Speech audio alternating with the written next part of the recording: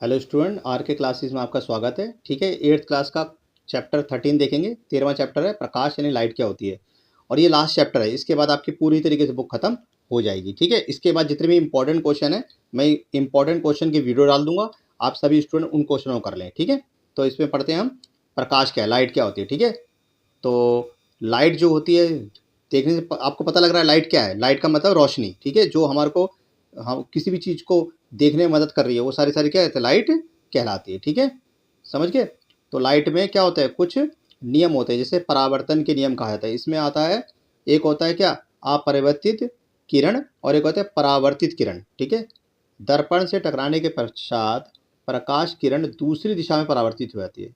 किसी पृष्ठ पर पड़ने वाली प्रकाश किरण को अपरिवर्तित किरण कहते हैं, और पृष्ठ से परावर्तन के पश्चात वापिस आने वाली प्रकाश किरण को परावर्तित किरण कहते हैं। ठीक है, जिसे रिफ्लेक्शन ऑफ लाइट भी कहते हैं। समझ गए बात को। और बच्चों, एक क्वेश्चन और पूछेगा आपसे एग्जाम के अंदर कि सूर्य का प्रकाश पृथ्वी पर कितने मिनट पे आता है। ठीक है, 8 मिनट कुछ सेकंड, ध्यान रख लो। 8 मिनट कुछ सेकंड के अंदर पृथ्वी पर सूर्य का प्रकाश आ जाता है। तो इससे पता लगता है कि प्रकाश की गति जो होती है वो सबसे ज़्यादा तेज मानी गई है। ये भी क्वेश्चन आपसे पूछ सकता है कि किसकी गति तेज होती है। प्रकाश की गति सबसे ज़्यादा तेज मानी गई है। ठीक है, अब क्वेश्चन था अभिलंबित कोण क्या होते हैं। अभिलंबित कोण का मतलब जो 90 डिग्री के एंगल होते हैं वो सारे सारे अभिलंबित कोण कहलाते हैं। ठीक है, इसके अंदर हम एंगल वगैरह देखते हैं। देखो इस डायग्राम के अंदर देखो बच्चों, बीच वाला ही क्या है, कहला है अभिलंबित कोण कहला रहा है, और साइड वाला जो आर है वो क्या कहला रहा है, वो परावर्तित कोण कहला रहा है, और आई जो है वो क्या कहला रहा है, आपर्तन कोण कहला रहा है। ठीक है, तो ये बस थोड़ा सा डायग्राम देख लो क्या होता है। नहीं तो बच्चों थोड़ा सा याद रख लो कि रिफ्लेक्शन का मतलब क्या, जब लाइट पड़ रही है तो लाइट पड़ के दोबारा रिफ्लेक्ट हो गई तो उसको रिफ्लेक्शन एंगल कहा जाता है। ठीक है, बस इतनी चीज याद रख लो। ठीक है, समझ गए बच्चों। तो इस पर ये तो देखो एक डायग्राम बना रखा है एक्सपेरिमेंट के जरिए, बस इसमें हल्का हल्का देख लो और कुछ नहीं है ज़्यादा कुछ इसके अंदर। ठीक है, ये देखो ये एंगल है, ये देखो ये बता रखा है, ये समतल दर्पण में पड़ने वाला एंगल है। इस प्रकार के जो होते हैं अनियमित पृष्ठ पर पड़ने वाले हैं। ठीक है, ये अनियमित पृष्ठ से परावर्तित किरणें हैं। ठीक है, ये देखो टकरा रही है, टकरा के वापस चली गई, रिफ्लेक्ट हो गई। ठीक है, किसी भी दिशा के अंदर जा सकती है। ठीक है, इसी प्रकार से पाश से परिवर्तन होता है, विस्तृत परिवर्तन होता है, नियमित परिवर्तन होता है। ठीक है, इस प्रकार के परिवर्तन होते हैं। ठीक है, तो एग्जाम में ज़्यादा नहीं आता, बस इतना ध्यान रख लो कि कोई प्रकाश किसी सतह पर पड़कर दोबारा रिफ्लेक्ट हो गया तो वो सारा सारा रिफ्लेक्स एंगल कहलाता है। ठीक है, अब प्रकाश क्या है, प्रकाश कई प्रकार, सूर्य का प्रकाश हो सकता है, मोमबत्ती की ज्वाला का प्रकाश हो सकता है। ठीक है, विद्युत लैंप का प्रकाश हो सकता है। ठीक है, तो बिना प्रकाश के हम कोई चीज़ नहीं देख सकते। ठीक है, तो प्रकाश हमारे लिए क्या अति आवश्यक है। ठीक है, अब प्रकाश के साथ क्या बनता है, प्रतिबिंब बनता है, शैडो बनती है। ठीक है, जैसे हमारी परछाई बनती है। समझ गए बात को। इसी प्रकार से किसी वस्तु की परछाई बन सकती है। इसी प्रकार से हम बाल कटवाने के लिए जाते हैं नाई के पास, तो हम क्या देखते हैं, हम समतल दर्पण का प्रयोग करते हैं। ठीक है, प्लेन मिरर होता है। ठीक है, जिसमें हम अपने क्या देखते हैं, केश यानी अपने बाल इत्यादि देख लेते हैं। ठीक है, तो वो सब हम कैसे देख पाते हैं, लाइट के कारण ही। क्योंकि बेटा अगर अंधेरे में देखो तो क्या तुम्हें दिख जाएगा, नहीं दिखेगा।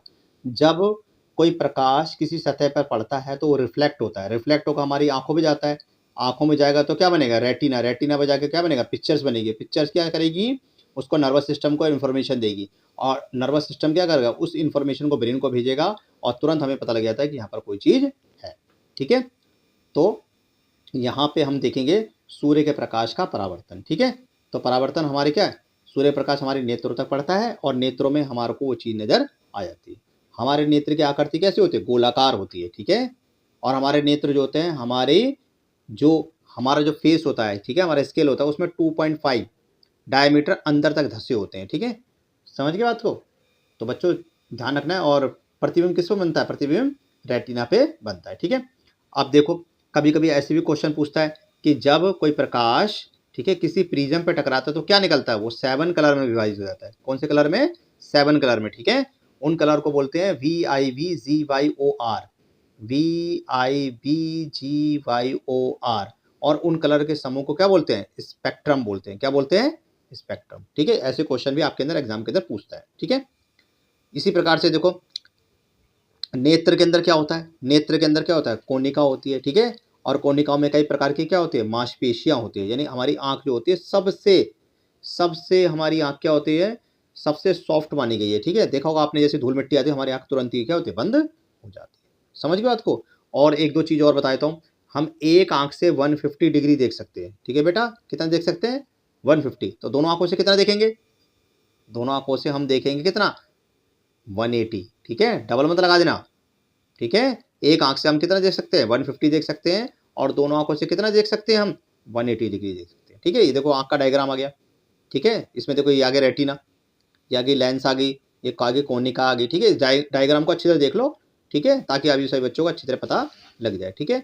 और हमारी आंखें क्या होती है, बहुत ही सॉफ्ट होती है, ठीक है। इसमें हमारी आंखों के अंदर बहुत सारी क्या कोशिकाएं होती है, बहुत सारे सेल्स होते हैं, और वो इतने सेल्स होते हैं 10 माइक्रोकोन से भी छोटे होते हैं, यानी इतने सेल छोटे होते हैं कि उनमें क्या होता है कि बहुत छोटे छोटे होते हैं, ठीक है। और उनमें ब्लड सर्कुलेशन होकर क्या पास जाता है, ठीक है, ब्लड सर्कुलेशन होकर उसके अंदर जाता है, ठीक है।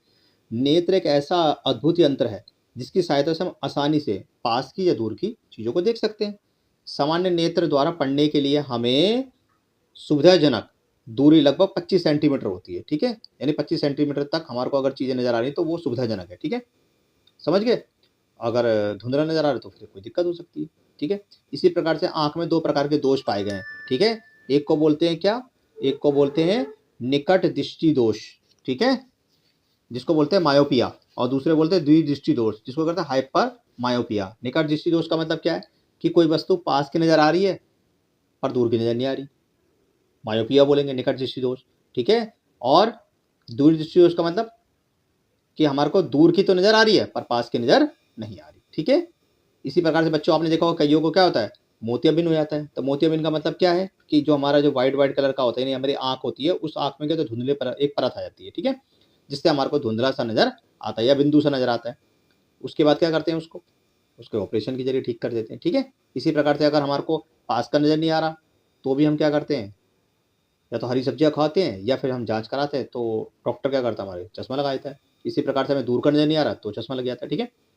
इसी प्रकार से देखो तितली का, तितलियों में क्या होता है बहुत सारी क्या होती है आंखें होती है, छोटी छोटी छोटी छोटी आंखें होती है, ठीक है। ये देखो ये कितनी सारी आंखें हैं, नेत्र इनमें क्या होता है बहुत सारे होते हैं, ठीक है। जैसे तुम तितली को पकड़ने जाओगे तुरंत उड़ जाएगी, ठीक है।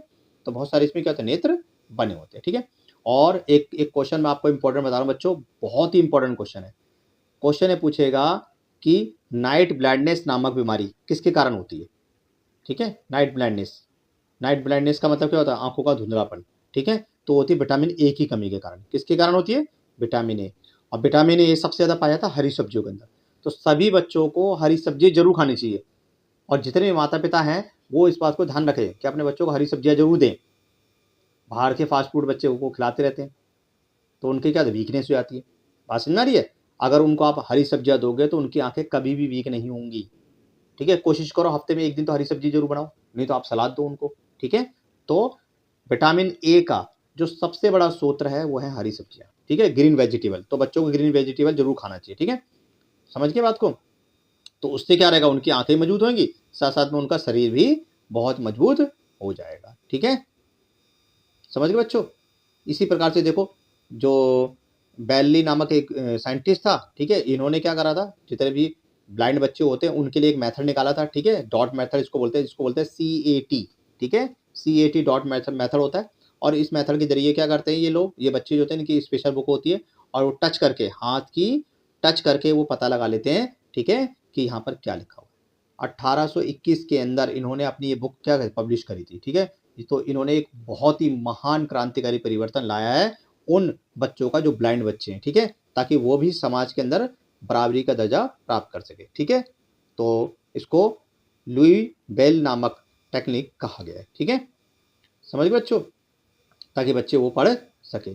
तो ये हमारा चैप्टर क्या है पूरी तरीके से खत्म हो गया है। आई होप सभी बच्चों ने अच्छी तरह देखा होगा, ठीक है, बहुत ही इंपॉर्टेंट चैप्टर है ये, ठीक है। और आपकी बुक क्या पूरी तरीके से खत्म हो गई है, ठीक है।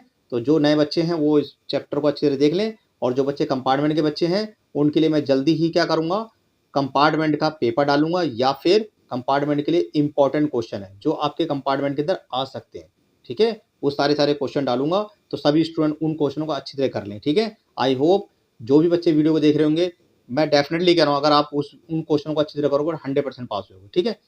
तो सभी बच्चे उस वीडियो का वेट करें, और जल्दी ही मैं कोशिश करूँगा कि 2 दिन के अंदर ही आपको वो वीडियो डाल दूँ, ठीक है। तो ये चैप्टर खत्म हो गया, सबको ऑल द बेस्ट, सबको ढेर सारी शुभकामनाएं, ठीक है, ओके बाय बाय।